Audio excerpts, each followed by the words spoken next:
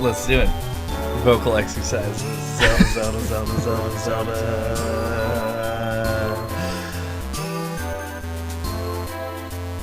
Welcome to NOCLIP. I'm Chad Ruthermond. I'm JJ Artemis. And I'm Andy Kinnick. And today we're going to be talking about The Legend of Zelda, the Minish Cap, which was a game that was developed by Capcom and Nintendo and was released in 2004 on the Game Boy Advance. And it's a Zelda game. Got all the information out of the way. That's a good description of this. It's a Zelda game. It is definitely a Zelda game. So interestingly, I feel like the thing that we have to start off with, because I can't imagine it coming up later, is that this game was primarily developed by Capcom, and not only that, but it's kind of like Capcom and Flagship, I think is the name of the co-developer, and Nintendo mostly just kind of watched over it and made sure they didn't go too wacky with it. I was really shocked when that title screen came up. I didn't know any of the Zeldas were developed outside of Nintendo's immediate purview. And then Googling it later, apparently a lot of them, like Oracle of Seasons or something, was Capcom too. Ages and Seasons, and maybe Link's Awakening, but I don't remember. I'm not 100%, and I'm not going to look it up. Yeah. But yeah, but it's mostly the handheld versions of the games. They wouldn't let somebody else touch main series. The real Zelda games. The real Zelda. But yeah, so we've talked about weirdly one Zelda game every calendar year since we've started. The Wind Waker, Majora's Mask, Breath of the Wild, and now the Minish Cap, meaning that this is the first Zelda game that we've talked about that is in the 2D style. And I feel like that actually sort of that meshed with what Capcom knows how to do weirdly well. The sprite work in this game is astonishingly good, at least in my opinion. Yeah, and a lot of the backgrounds and the detailing, especially. Yeah. This was a really old Game Boy Advance game. I know we're talking about 2004, it's some kind of modern inclination. But I only have a really good idea in my head of the golden years of the Game Boy Advance, because it was so common for them to put the trademarks with the years on the cover screens of every Game Boy Advance game. This is so true. I literally had just Fire Emblem 2001, Anchor Point, how close or far were games from that? And so they were clearly, technologically speaking, pushing the Game Boy Advance beyond what a lot of people probably even thought were possible for it at the time. Yeah. I was shocked to find consistent voice lines. Granted, voice lines I've heard way too many times in my life at this point, but still, to have little Link Hayas all over the place in this game really threw me for a loop. Yeah. Yeah, all of the aesthetic qualities of this game, we can get into that immediately, more or less, because why not, are really well executed on. The fact that they're they put in god rays, and the way that they do the scale down, the when you're insect size Link areas all look really good, all well designed. You can kind of see through it, when you're playing, you're looking at it, you're just that leaf is obviously a texture, and this has the exact same properties as everything else. I'm just walking across a flat plane. But if you don't want to be lame about it, it looks beautiful. Yeah, it didn't help that we played it on a TV. True. The two of us. Yeah, I'll tell you, playing this on the Game Boy Micro, it was peering into a tiny fairy tale. I was looking down at a Jack and the Beanstalk painting or something. Ideally, what you could do if it had the Kindle share your page number between devices thing is you would play regular mode on the TV, and then every time you shrunk down, you'd pull out the Game Boy Micro, and then have that. Gamepad's still a little bit too big. See, I thought it looked pretty good on the gamepad. It was the difference between looking at it on the TV for a while. It's you had been accidentally watching a YouTube video set to 240p, and then you changed it to 720, and it's oh wow, this looks a lot better when I look down here at this gamepad. The larger the scaled up. So this is now a review of Wii U's Virtual Console, but in the Virtual Console, I feel when they scale up games obviously fare better or worse depending on how they were designed, but I felt like the TV actually made this game feel more like vibrant, because like, I don't know, it was like the bigger pixels allowed there to be like the colors to really come through more. Yeah. Don't quote me on this, because I feel like I heard this like years and years ago and don't know if it's true. But I heard that however the Wii U emulates games, like on the virtual console, like it puts kind of like a gray, like tint over everything for some reason, and like the colors don't come through as nice, and a lot of people don't like it. Yeah, I'll tell you what, like, it was quite vibrant for me on the smallest screen ever released by Nintendo's hands. Yeah. Yeah, like, I think colorful is just in this game's nature, and gray tint or not, that color is going to shine through. Yeah. It's too adorable to do otherwise. Yeah, and a lot of that comes from the fact that they largely borrowed the art direction from the Wind Waker for this. Yeah. Which is something I wanted to touch on. The fact that this game pulls a lot from, like, pretty obviously from other Zelda games. That's an argument you could probably make about like the majority of Zelda games. I feel like it's different in this game's case. Like, I feel like when Nintendo handle the games themselves, it feels like a lot of effort goes into like keeping a lot of the same elements but making everything feel very different and like its own, belonging to its own title, whereas this game felt more like Nintendo handed a list of like elements that go in a Zelda game to Capcom, and they like just kind of ported them over as they are. It's like the difference between taking what Zelda games normally do is they take a certain amount of set characters and situations and reinterpret them through a different kind of thematic lens. Like, if you're looking at Twilight Princess or Skyward Sword, like, there are a lot of scenes in that game, especially since they're pretty close to each other, that are trying to depict kind of the same moments, but are wildly different just because of the general aesthetic style of the game, like how colorful and kind of bloomy that Skyward Sword is comparatively. But what this game, Minish Cap, is doing is like trying to port the exact aesthetic style of Wind Waker into the Game Boy Advance. Like, it's not trying to take its take on the tropes of Wind Waker. Like, it just has the king from Wind Waker in it. Yeah, it does. But I feel like I guess I'm giving the game more credit than it needs, but I'm trying to like kind of work this out as I'm thinking about it. Yeah, and I'm not even necessarily saying it is a huge negative. It's just something that really stood out to me. Right. See, because I feel like there are certain character designs that are literally from Wind Waker. The Moblins really only look like they do in this game and the Wind Waker like sub franchise. The king is there. I don't know, those are called the little flying guys. Flying guys. There are many flying men. In this game, they drop bombs. In Wind Waker, they just kind of like fly menacingly toward you. I know what you're talking about. No, those are bats. They're like the things that are in the Forest Haven Temple. Yeah. I know what you're talking about. I have no fucking idea what they're called. Yeah, right. Those guys look exactly the same as they do in Wind Waker, but... Yeah, and you got things like the Postman from Ocarina and the Bigoron from Ocarina and things that are like directly taken from other games. Yeah. And it stood out to me, and I don't know if I would have picked up on it as strong if I didn't already know the game was made by a different studio or not. Right. But it's one of those things where it's like, this game really feels like it was made by a different team than the usual one. I would also like to point out that we praised the reuse of assets in the Majora's Mask episode, like, not even 6 months ago. We were like, I can't wait to see them do, like, another thing like this. Well, that's completely different because of the context of the game, whereas Majora's Mask...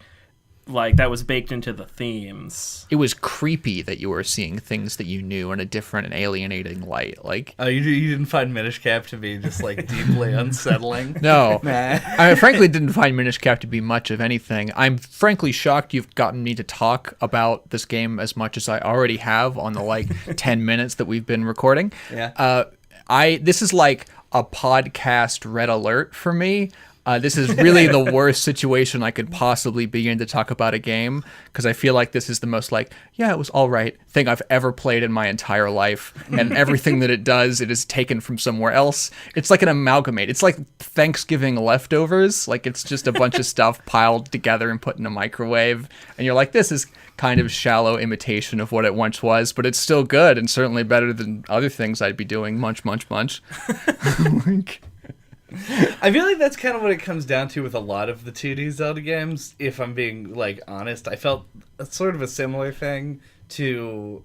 And this is going to get me crucified, actually, now I'm thinking about it. You're about to shit on Link to the Past? No, I'm about to shit... Oh, no, never. That's, like, my fourth favorite Zelda game. Oh, thank God.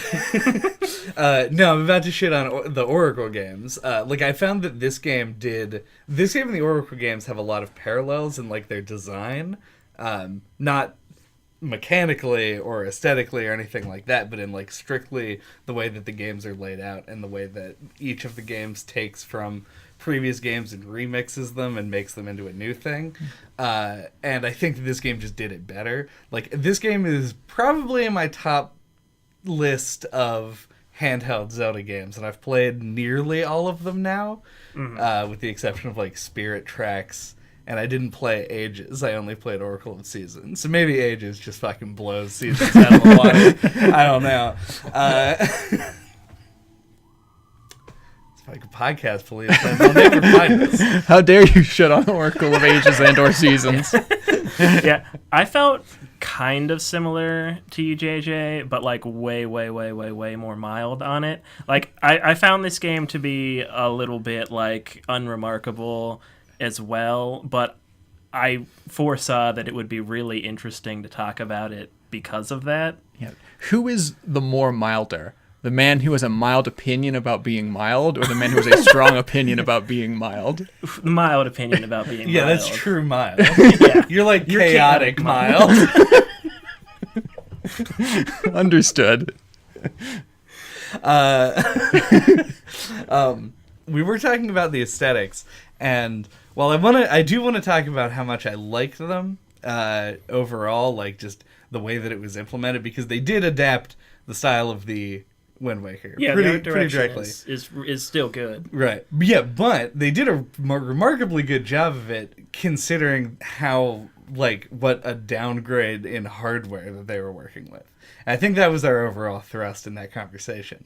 But now, I do kind of want to talk about this is, like, the one thing that I wanted to stage a whole conversation about on this episode. Yeah. And I wasn't sure exactly when it would come up, but this seems like the perfect opportunity.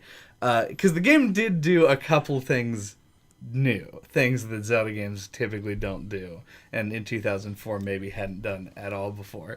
And I wanted to bring up the Kinstone pieces as just like a concept, and I know that this opinion is not shared by at least Andy. I love the Kinstones. Like, I think it's a great mechanic. Why? Okay, more specifically, I love the idea of the Kinstones. I don't think the execution was flawless. Okay. But the fact that they give you another collectible, which I think is weird to say given my, like, history with, like, collectibles and crafting and shit in games and how much I generally dislike it. I feel like Zelda needs additional collectibles. Wind Waker did it well with the spoils bag, and I think this game does it well with Kinstones to some extent. Because there's just, like, an abundance of shit that you do in between, like, your town stops in all Zelda games. And this game, it kind of, like, almost, like, doubles or triples that, because there's only the one town, so you have to, like, very specifically go back to it. Yeah. I also like the concept on paper, but I think the execution is terrible. Because... Well, it has the problem that a lot of Zelda games had up to this point, whereas every time you find them, he holds it above his head and he goes, ah, and which built up a lot of resentment in me. I'm like, oh, fucking Kinstone piece, wow. Who gives a shit? This will be the topic of a whole other discussion later. it feels too clunky and like there's too many steps. Like I like the concept of getting a collectible that opens up some more content in the overworld, but like you have to get the kinstone pieces, then you have to go find a person to use it with. You have to like mash A through dialogue that's uninteresting for it to then show you a little cutscene of a thing happening in the overworld, and it marks it on your map, and you go to it, and then you do the thing, and then probably get some more kinstone pieces or some shells. Right. So, like, the rewards aren't great, and the implementation is really slow. I want to point out one thing, and that is it takes a really long time to run to the Nightmare Headstone. Yes. But even you are over-exaggerating how complicated the system is. Well, it's not that it's super complicated. It's just, like I said, the rewards aren't great, and it's just the same thing over and over again. Yeah. And there's like hundreds, or maybe 100. There is 100 There's of 100. It just gets really tedious. Yeah, the problem that it has is the same problem that the treasure charts have in the Wind Waker, which is you find a thing and then what you get out of it is not anything that's particularly like groundbreaking or interesting. Mm-hmm. And that is the part of the execution that is bad. The other part of the execution that is bad is that they have like a weird rarity system, but it means nothing at all because the green ones are supposed to be the common ones, but unless you're cutting every piece of grass in the whole world, you're just always running out of them. But the way that it does work, I think, is that you just collect them constantly throughout the whole game, and then you just check with everyone to see if you have the thing for them, and most of the time you do. And you don't actually have to talk to them at all. You just go and press L, and then you do the thing. Right. But then you do have to watch a cutscene. That's a big negative. Right.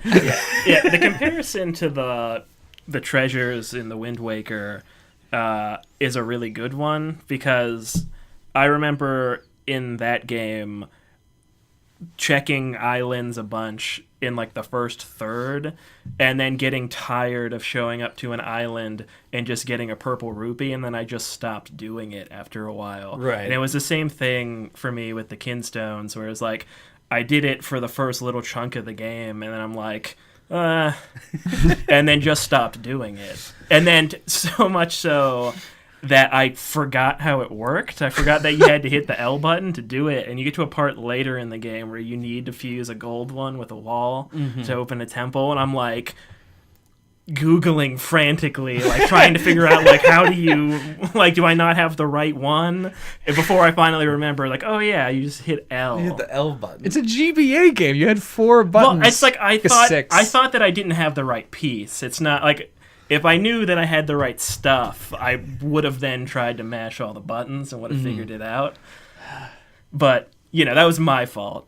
A little bit, yeah, I would say. 100%. But Speaking of clunky things, the fact that this game has like functionally 4 to 6 buttons, you can really tell it's a lot of menu navigation that kind of became grating on me. Not anything crazy. Like, I was a kid once too. I had to do this for Ocarina of Time. I was gonna say, yeah, like this is to me, this is some of the best Zelda menu implementation that we've ever seen. But I think that's just aided by the fact that the processing power required to pull up the menu isn't so great. Like if you compare the old shitty Ocarina of Time.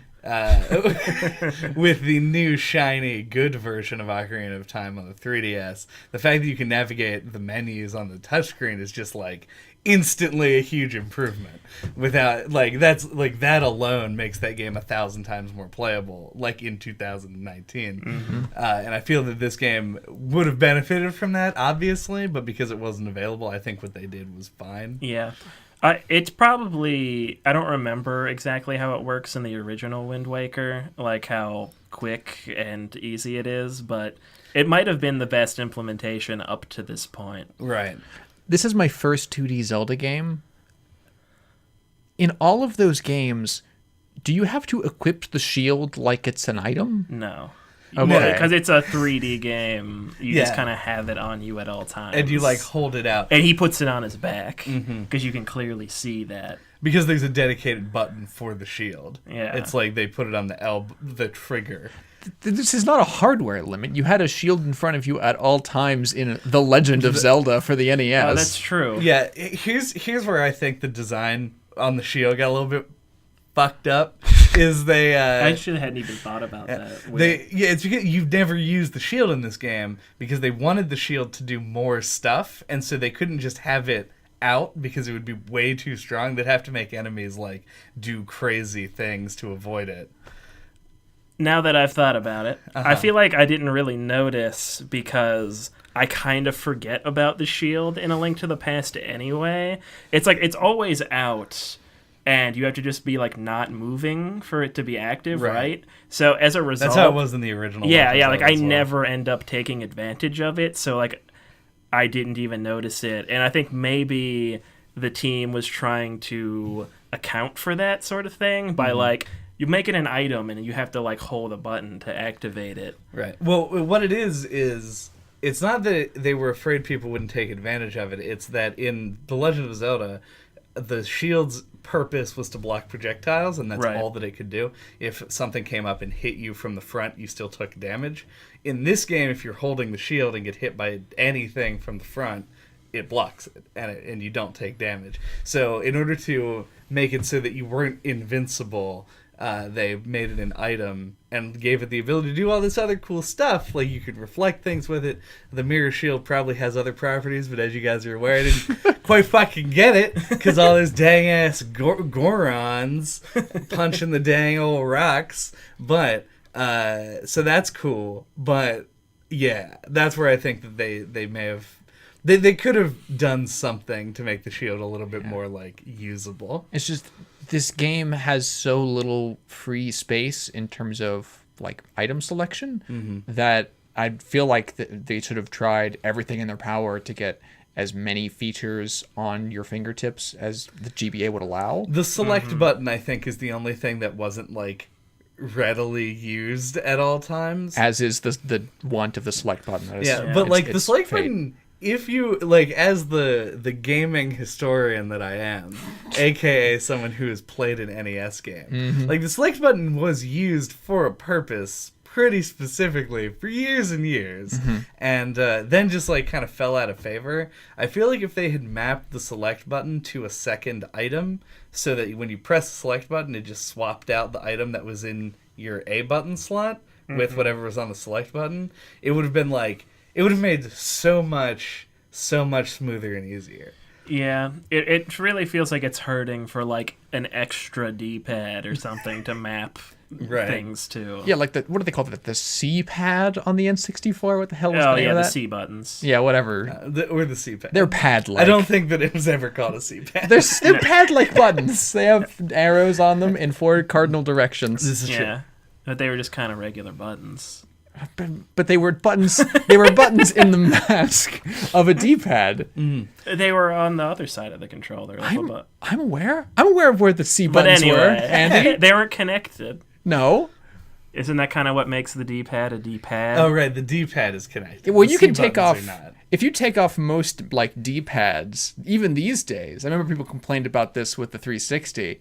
What you'll find below is 4 separate distinct buttons. It is a ruse. Yeah, but I mean, it feels completely different to have the... Because like with the Switch, it's 4 buttons, and it feels way different than a regular D-pad. Okay. But anyway, this is dumb. Also worse, in my opinion. I feel like I like the pivot ability of a D-pad, like with the cross plastic on it. That is the utility, yeah. Yeah. Anywho, the reason that that it is cumbersome to have to go into the menu to switch items is a downside to one of the things that I think that this game does best in its design, which is all of its like dungeons really require the use of a lot of different items, like way more than in most traditionally like good Zelda games. And even if you guys were pretty like lukewarm on the game overall, I feel like that has to stand out as being like one of the best things that this game did.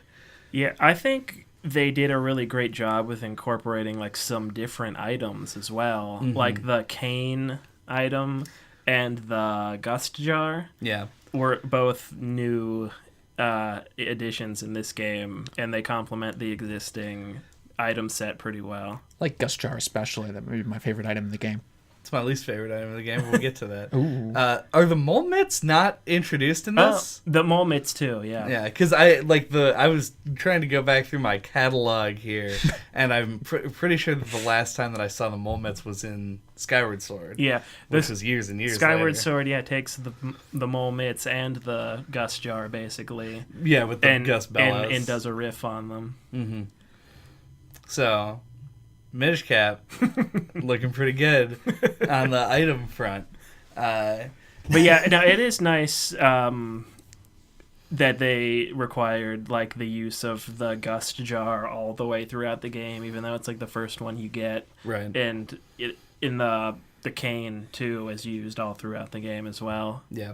Those two stood out to me. I love that cane item, and I wish that there was like more of an applicability of it. Like I would like to see that in other can you imagine that in Breath of the Wild? How amazing that item would be to be able to flip shit over. It feels really reminiscent of the Deku mask from Majora's Mask. How you can pop down in the flowers and shoot back up. Yeah, but it has like other utility glued to it. I mean, so does the Deku mask. I wouldn't be surprised if maybe that's where like the inspiration for it came from. Yeah, like just we need something, and the way that they used like holes as a thing in this game is actually something that I don't think that you really see in Zelda games as often. Holes? They just used them as holes in the ground. Yeah, they used them. My favorite way they used them is a way of gating things. Like there would be a hole with a boulder on the other side, and you had to push it in from the other side, and it opens up a little shortcut. Right, and there were chests that were on pegs that you would push into the holes. You can use them to jump, hide from stuff. Yeah, it's a more organic way to gate things than to just plop an NPC in your way.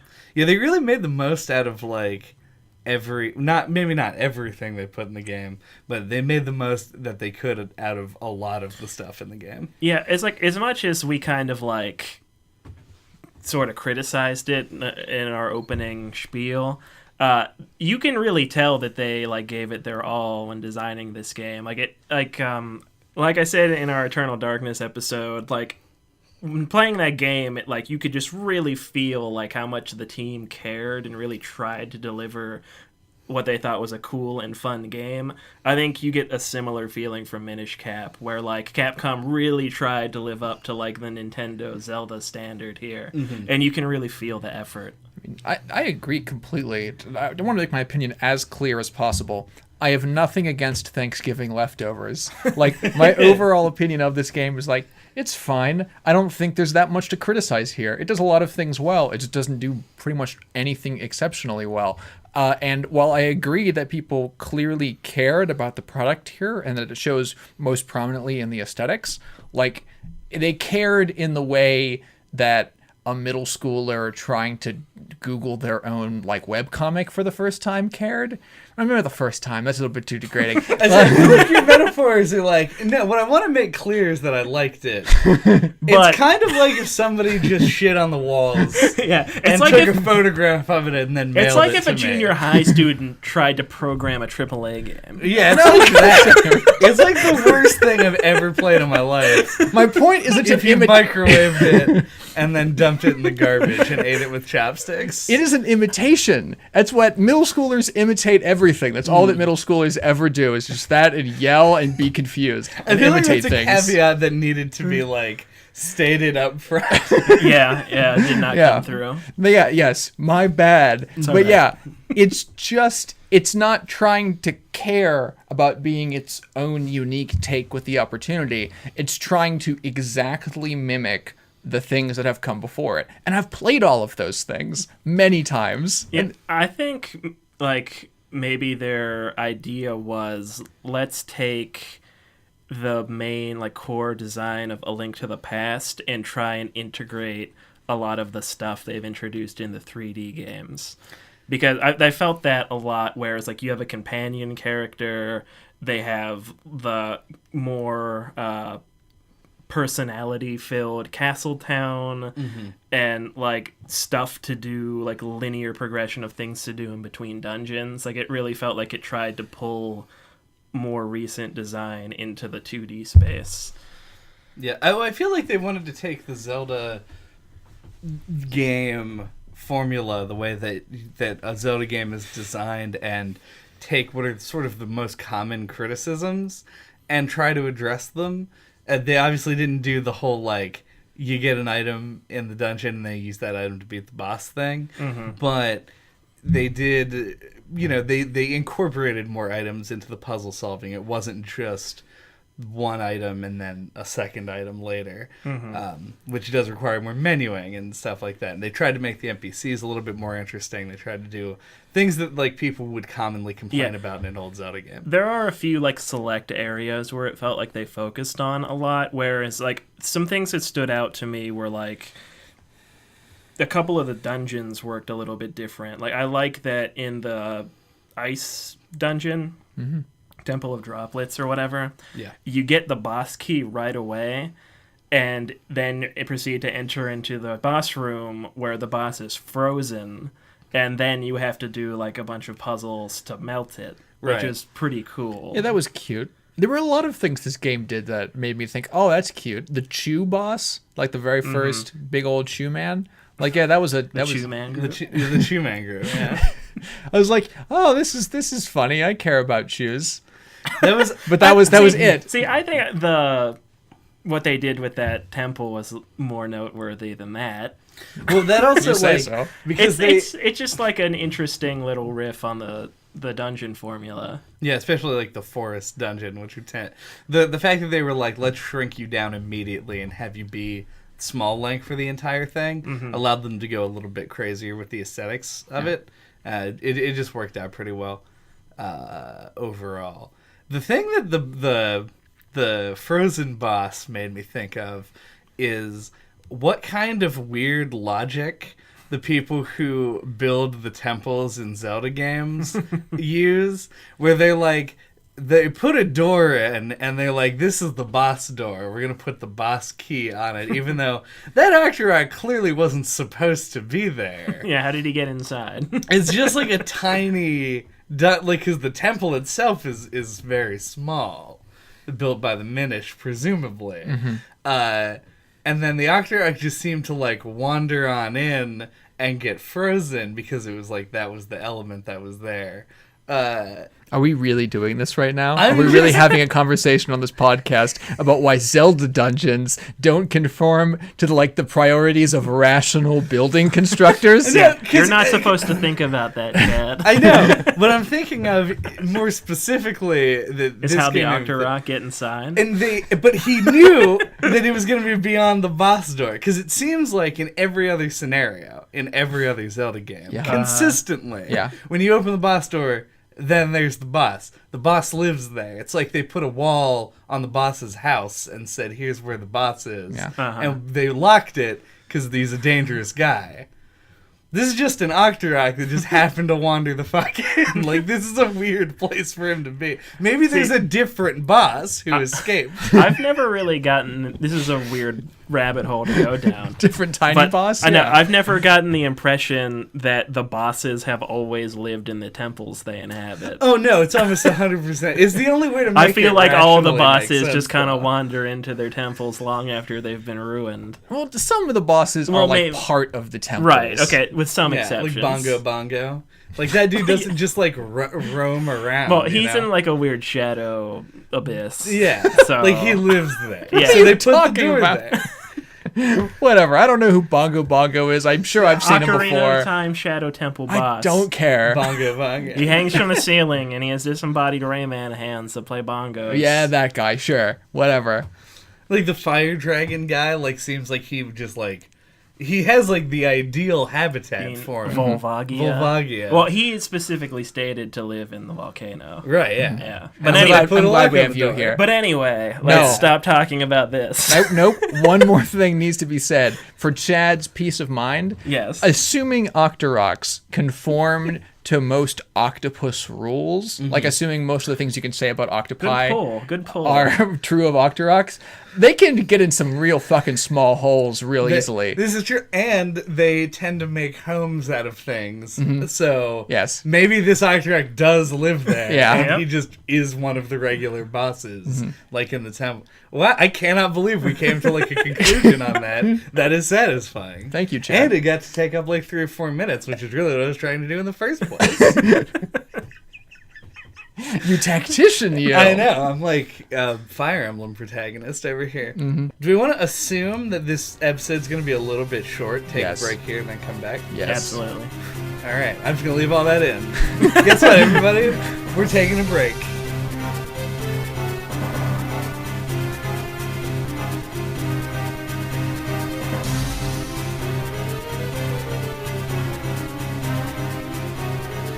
That was sure a long break.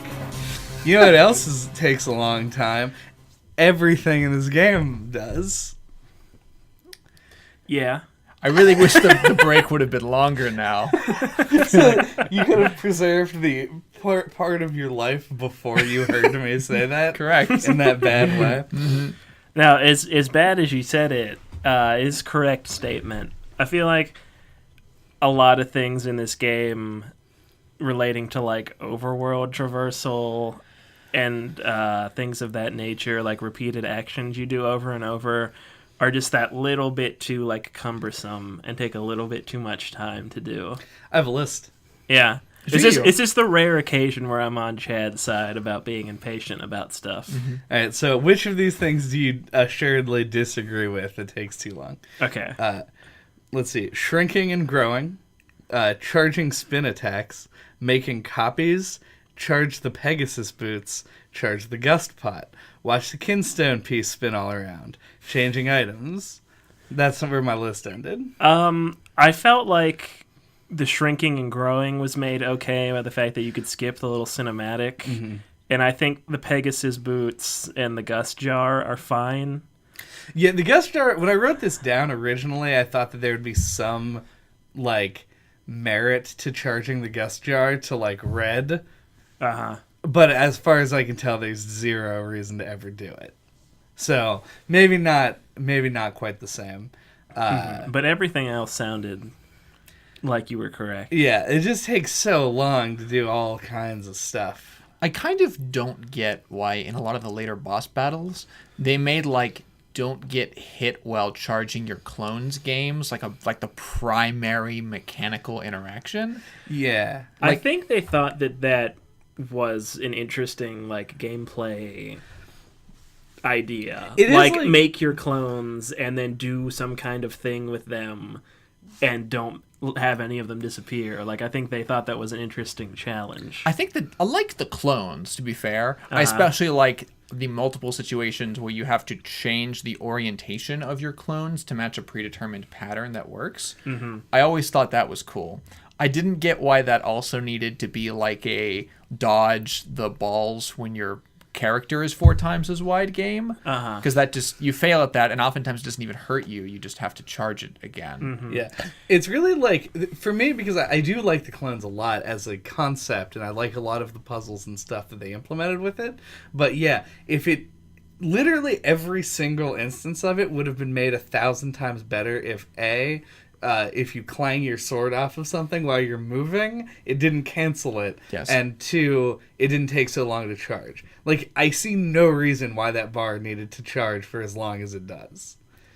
Yeah, it is a little bit egregious, like how long it takes to fill that bar up.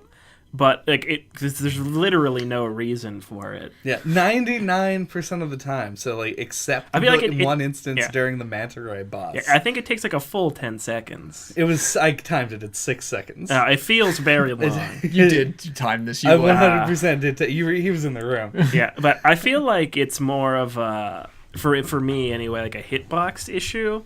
There's that one ice puzzle. Yeah, fuck that ice where puzzle. you have to like make the clone and then like navigate through some slidey floor ice thing, and like it's they need to give you a little bit more leeway, because like you just like bump into something like a little bit, it's just like poop, gone, go back to the beginning. Do it again. Yeah, navigate the icy floor to get back to the right distance. Yeah. Yeah. If there needs to be like, I think if there's a little bit more leeway, it wouldn't feel as clunky. Because the clones are this game's Ocarina, like that, or this game's Wind Waker. Like it's the thing that this game does mechanically. Elegy of Emptiness. Yeah, like it's gimmick that makes it different than other Zelda games. Is that, well, I guess also the shrinking thing, but like that's used in a way more like straightforward kind of way. Yeah. Mm-hmm. This is the primary mechanical thing that this game does that the majority of other Zelda games don't have anything that's similar to, with the exception of, as you said, the Elegy of Emptiness. Yeah, which is, and the Four Swords spin-off series. right, that which shot this is off a of the prequel Minish to. Cap. Yeah. But because of that, the fact that they made it just so unfun to engage with is really like its biggest drawback, because like the rest of the stuff that you do is all fine, and I even like the idea of just putting in like some copy pads in like a regular room, just so you have like, so you could use it in combat, but you couldn't do that in the current implementation. It would be like the most ridiculous thing. It feels like something that's like dying to be implemented on the DS, where you can just touch the different pads where you want to put the links. Yes, exactly that. Yeah. If only that technology had existed, even conceptually at the time. But there was like one of two directions I would have wanted them to go with that clone mechanic.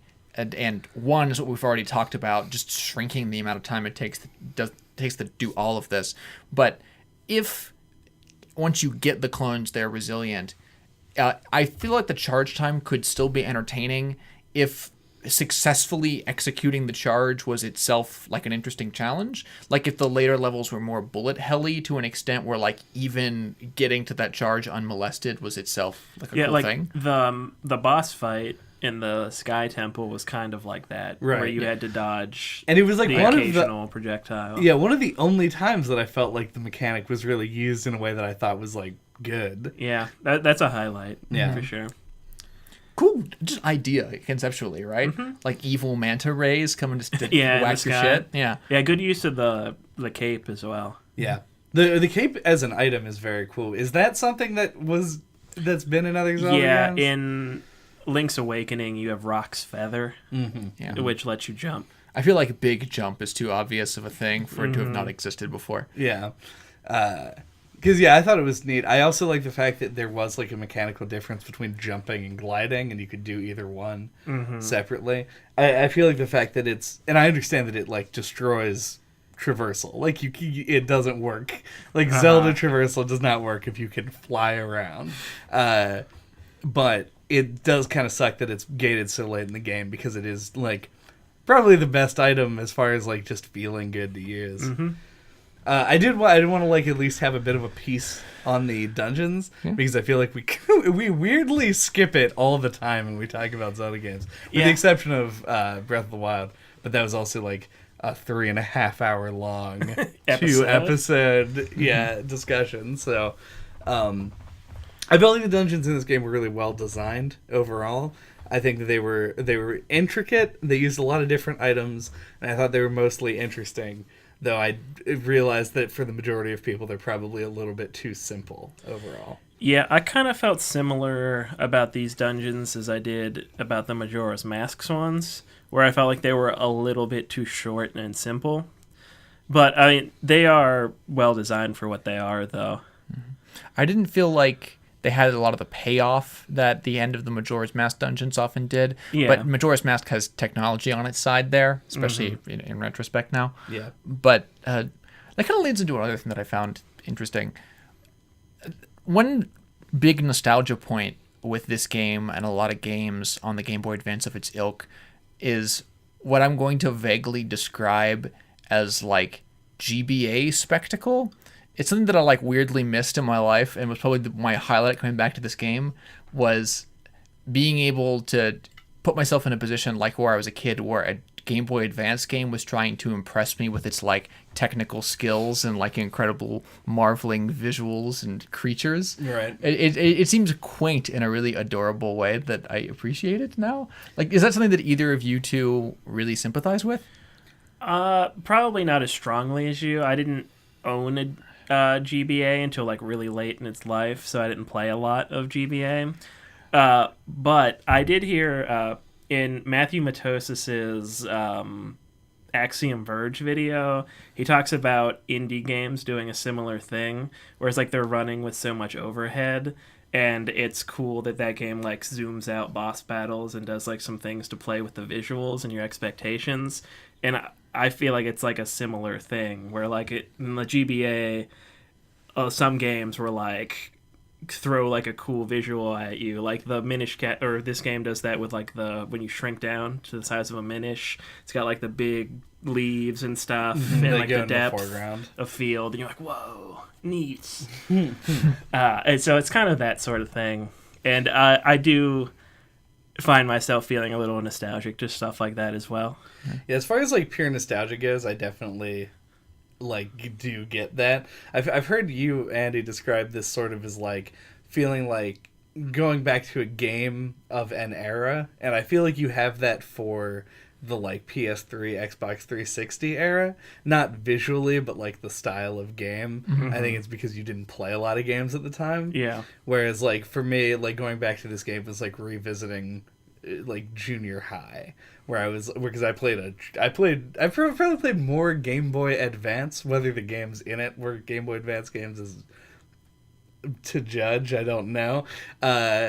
But I've played more Game Boy Advance than I have probably like any other console in the whole world. So going back to Minish Cap, which I somehow did not play when I was a kid, definitely did like call back the old colorful Nintendo memories. Yeah. I think I just might have a really deep appreciation for good sprite art. Like it's too much Fire Emblem in my life to not appreciate like that acorn, like the freaking acorn in this game is very good. It's a good acorn. Interesting when people do sprite art in like a different way, because there's like it's a lot of like straightforward kind of cookie cutter, like simpler sprite design, but when you do something like those like backgrounds and foreground elements in this game, like with the acorn and leaves and all that shit, it feels almost like a like PS1 pre-rendered backgrounds kind of thing. Like yes. It just like it looks extra good, you know, like well, it stands out. Yeah, because when they shrink, by making the gimmick here, the fact that Link can shrink down, which effectively does nothing different than like the Dark World, Light World thing, as far as like, I mean, it makes traversal more interesting, but it's just like another Zelda, you explore the world in two different ways kind of thing. Mm-hmm. It did allow them to make some of the sprites really, really big, which lets them put a lot of detail into them. And so yeah, like doing those like little path sections where it's like a top down, like it's like almost it's Zelda Galaga, where you walk forward and mm-hmm. like and it's up and enemies come from the top of the screen mm-hmm. type thing. It made those like look particularly spectacular. So mm-hmm. I was a big fan. I do want to talk about the Minish, and this is a real stupid note. Okay. The Minish are kind of like every fantasy race mashed together into one, and it's weird. Define. They are... now I'm just reading off of a note because I wrote this down. They're forest-dwelling insect creatures, and they're like fairies, right? Like the Guillermo del Toro sort of traditional fairy tale type fairies. Right. Then they help people, and they're great engineers for some reason, but they don't just like... So they're not like dwarves, because dwarves like are specifically, they know a lot about like coal and rocks and shit. They do have that forge on the volcano. Right. That's what I'm saying. They're everything. Because they build shit, They make shoes. They can make magical swords to seal the darkness, and all of this shit. Like, they're just good at everything, and they can also only be seen by children, which is another classic fantasy race thing. Where does the orc really come out of the Minish? All right, maybe not every fantasy race. Like 80% of fantasy of. Let's go 100% of fantasy races that are usually aligned good. They're like, I feel like there's a word for it, but like that kind of family of fantasy creatures. It's like pixies, Fae. Yeah, the Fae. Yeah. They're an amalgamation of those tropes. I think Sure. What this is, what we're doing right now. But they're also kind of like brownies from I would put D&D. them in the same category. Yeah. Look, we are in our present fantasy inundated, like 2019 lifestyle. We have come from a world in which all of these tropes used to be about like kind of the same stuff. And then they split up over time into these separate things. It's different cultures and stuff. And now we're watching them be refused in front of us. Thank God for Capcom, man. The cultural resurgence that Capcom's bringing to the world. All I'm saying is that we're treating this as like, oh man, it's so weird that they're all the same thing when they're going backwards up the tree Yep. instead of further down it. Like, wasn't it Tolkien like got like a lot of pushback for even like coming up with the word elves? Like, he created the word elves, right? Yes. This Before isn't that, things that I would even know. It's elves existed in the sense of that they were like Santa elves or like Keebler elves. That's what I mean. Like, I he mean- changed like what they were no. in his setting. I mean linguistically. Like, he Oh. added the V. that used- might be true. His editor I don't kept, if I'm remembering this correctly, I believe his editors kept coming back and be like, it's elves with an F. Oh, he did it with right. dwarves too. Yeah. But like, that's the idea, is because it used to be Okay. elves with an F because they used to be fucking Keebler elves, which are kind of Now like that- gnomes. Now that Yeah. you mention it, I think it is Snow White and the Seven Dwarfs. Yeah, right? Originally, yeah. He came in with the V's, made them all cool and sexy, because they used to all just be branches off this fey gnomey tree that they're all originating from, which are kind of just the Minish. Yeah. They're basically exactly that. And like They've- every time that you've mentioned a new race this whole time, I've been like, they're known for this, and the Minish also do that. Even like the Keebler elves, who are like, They dress like them. They have the hats. yeah, the hats, and they definitely bake cookies, like 100%. The Minish have been baking cookies. Like, Yes. there's no reason they wouldn't. Your main sidekick turns out to just be a wizard. He's Yeah. just a wizard man. He's a wizard, and he's a Minish, Minish. yeah. yeah. And a hat bird. He's a hat bird Minish wizard. Did they ever address the bird part of that? Vadi thought it would be cool. Why does he like toucans? I feel like maybe this is I'm reaching here, but I feel like whenever a character is cursed by like an evil witch or wizard in a fantasy thing, they're either turned into like a frog or a crow. Crow. Yeah, Give me like some a more crow bird. references. Hold on, He's putting you on the spot right now for comedy. I can't really think of anything specific. Give me a second. The only thing I can think of is who's that guy? Prometheus? Didn't he get his liver eaten by crows every day? Right, no, crows are definitely evolved in fantasy literature. Like, I can think of some references of people turning themselves into crows to like stalk heroes. I feel like I have this like specific like touchstone, like, but it's like vaguely like I can't think of what it is. Someone being I'm cursed thinking with about Yeah, turned crowness. into a crow. I'm thinking about a talking crow in like a Disney cartoon, but I might be thinking of the racist crow. Oh, yeah, you were thinking of the racist crows, all Yeah. of them. Yeah, Oh, they were From all Dumbo. crows. Yeah, from Dumbo. Yeah. and other things, I think. Were they cursed with something other than the ability to not age well?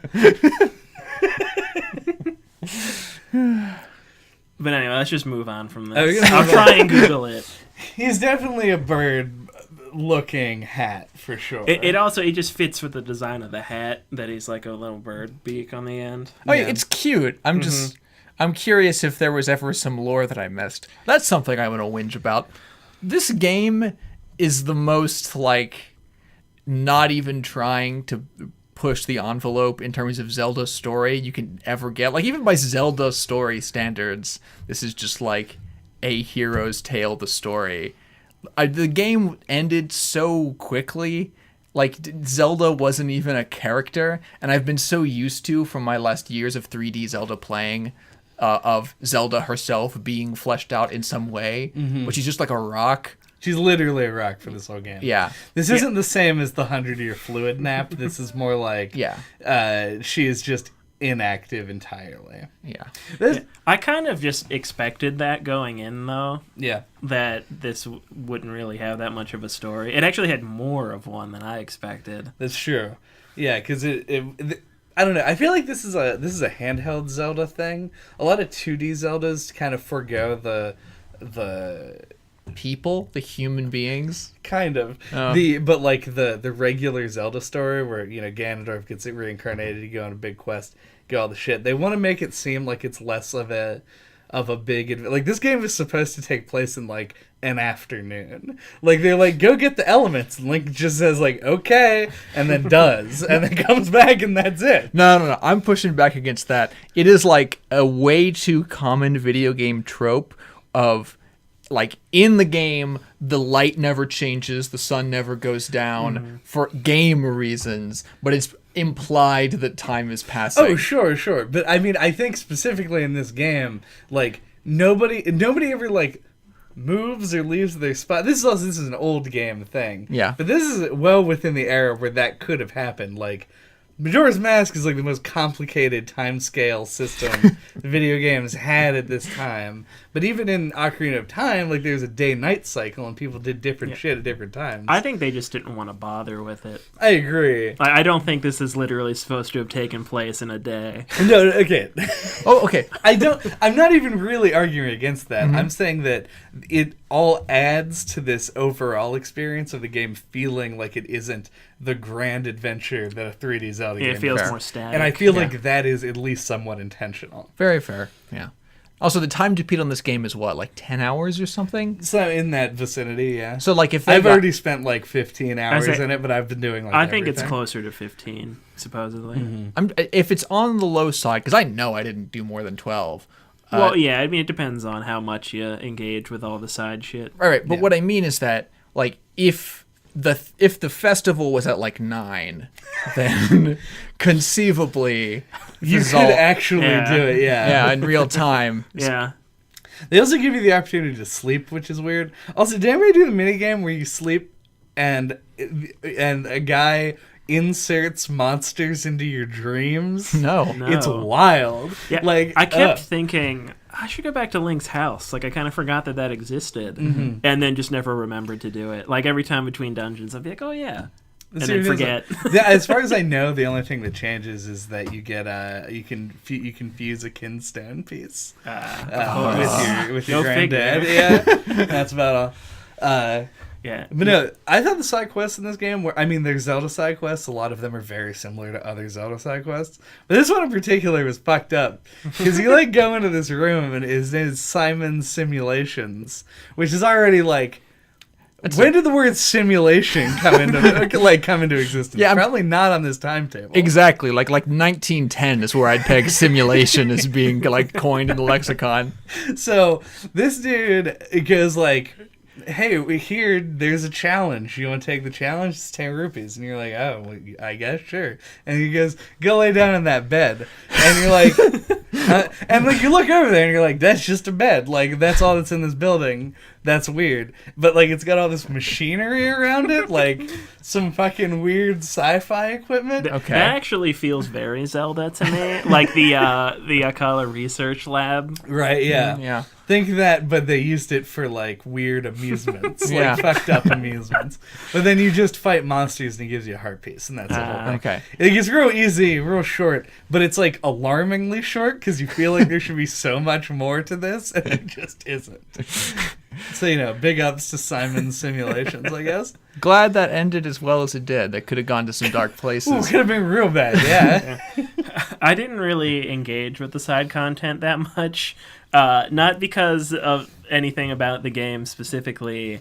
More, it's like I had, like, weird, like, worries that, like, we were going to be in a Hollow Knight situation with this game where we get really close to recording it and like both of you had like just started it, so we would have to push the episode back. Like for some reason I had this premonition that neither of you were going to play the game. Right. So like I was running through it real fast. I'm like, I got to get this game to Chad because like no one's going to play Minish Cap.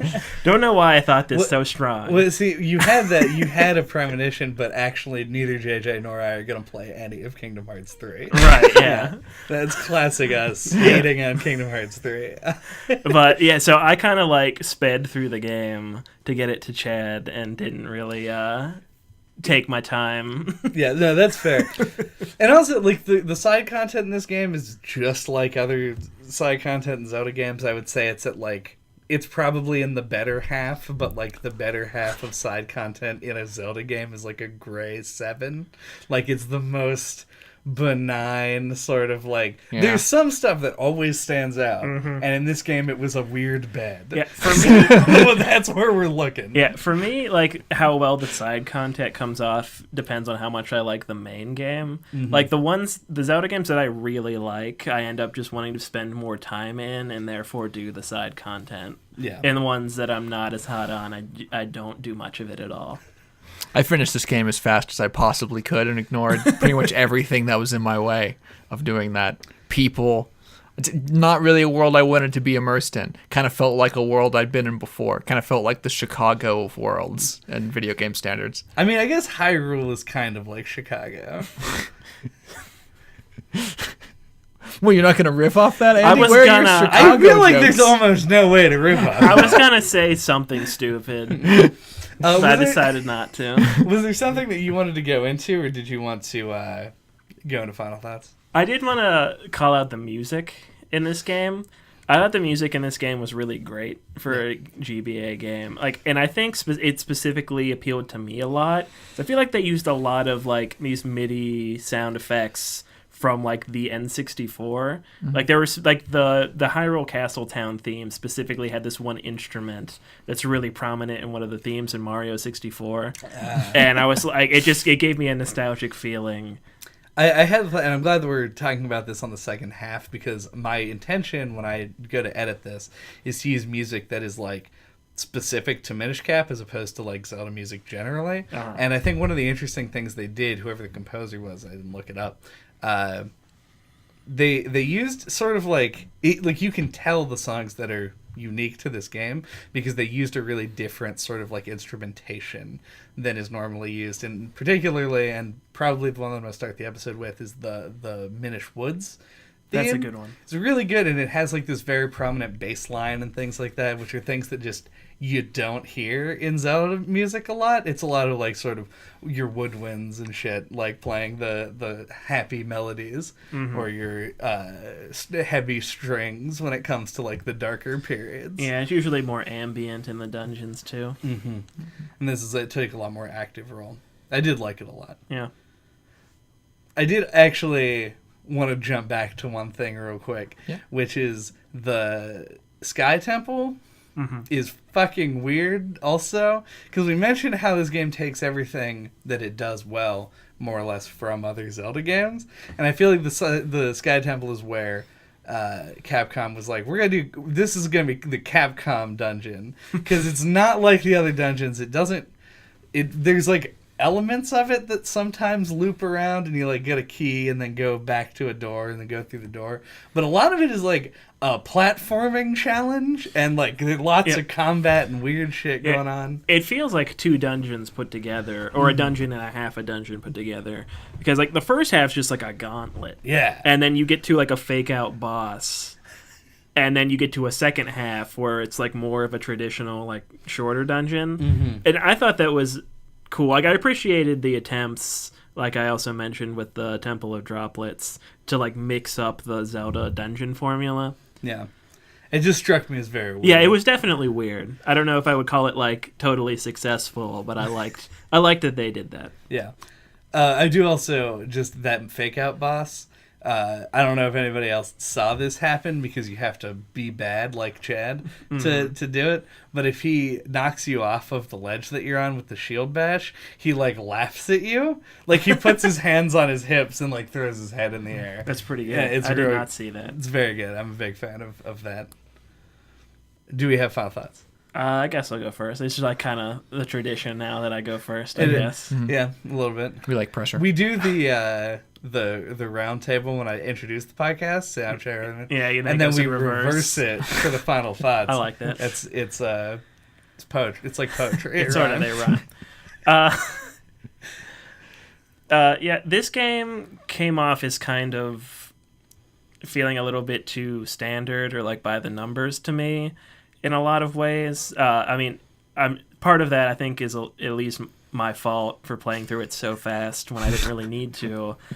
But that being said, I still did enjoy this game. I do like 2D Zelda a lot. I like 2D like top-down action adventure. There's not a lot of games like that. So I enjoyed my time with it. I would have liked to see them go more outside the box, but like that might not even have been their choice. They might have been like told to make it more like Zelda formulaic by Nintendo. Who knows? Not me. Right. So yeah, I enjoyed this game. I think hold it in higher regard than JJ. Like it definitely, for me, the most okay game we've done on the podcast was Assassin's Creed 2, and I would definitely put this above that by a few steps, at least. So that's gonna be my final thoughts.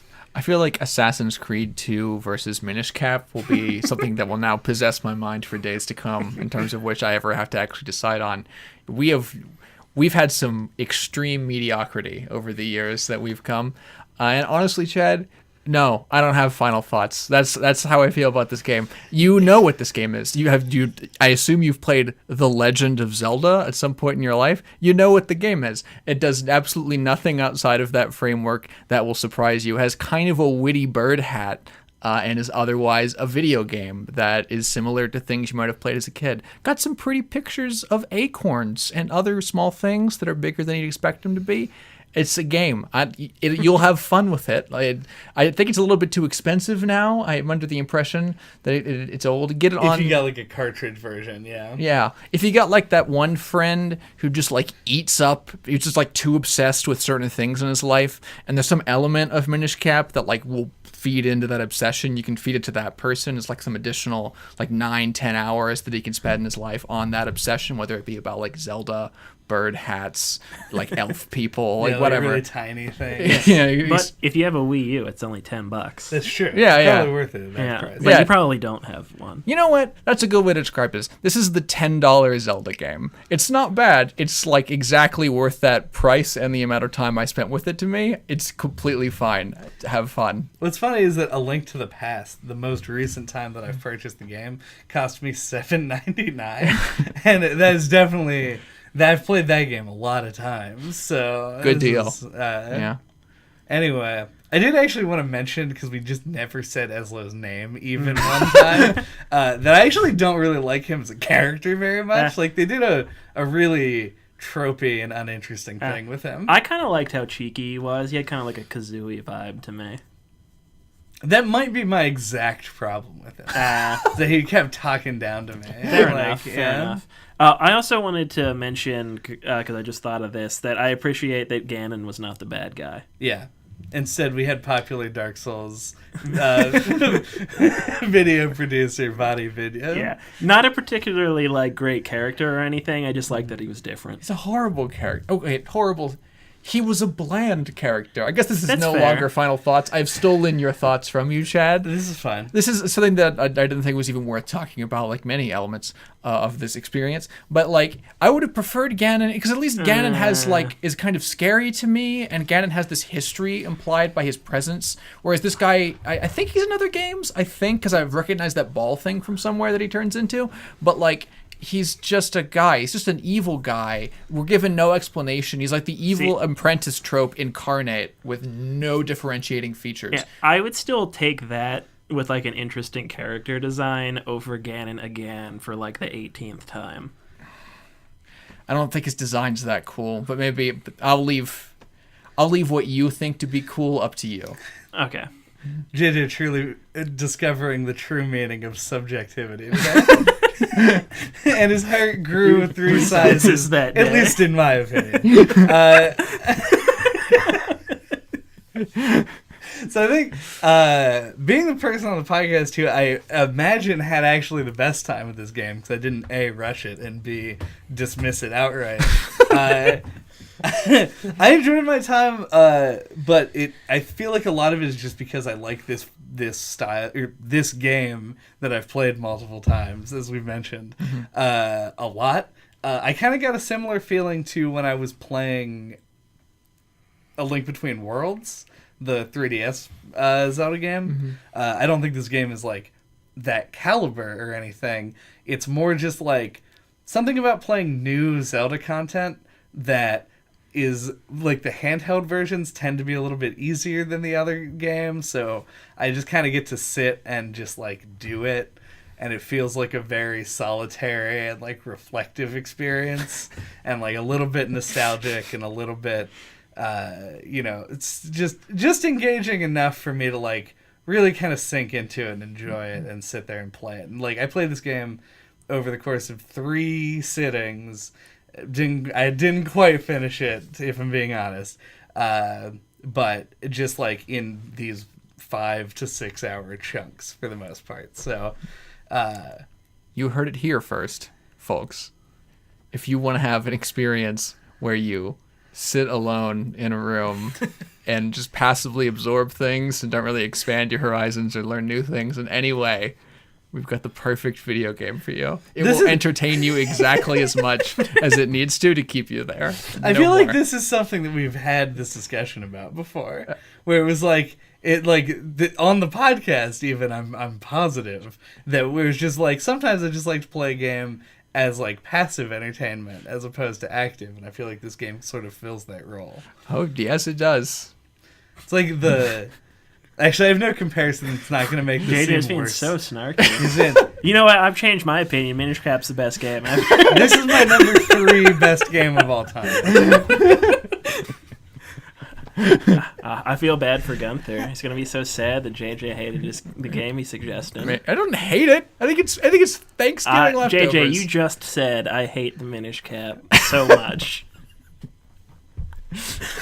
You're putting different food metaphors in my mouth than I wanted it in my mouth. Thank you for listening to NOCLIP this week. What are we talking about next time? Hold on. Actually, let's run this back. What are we talking about next time, guys? Kingdom Hearts 3. Fill us with the power of darkness. So next time that we get together to record a podcast, we are going to be talking about Kingdom Hearts 3, and so it's going to be JJ and Andy talk about Kingdom Hearts 3 with special guest me. Waited 13 years or whatever. Mm-hmm. This is a big event, and we'll see sort of how it turns out as far as like the podcast goes. We might end up with like kind of a real extra episode. So we'll see how that goes. Until that time, you can get a hold of us. All of our contact information is on our website at noclippodcast.com or on splattershot.pro. You can find all of our contact information, which includes email address, our Twitter, links to our YouTube page. You can find our podcast on iTunes, on Google Play, and go ahead and leave us a rating and a review. And then contact us about sending us lots of money in sacks with dollar bills flying out of it and a big dollar sign painted on the side.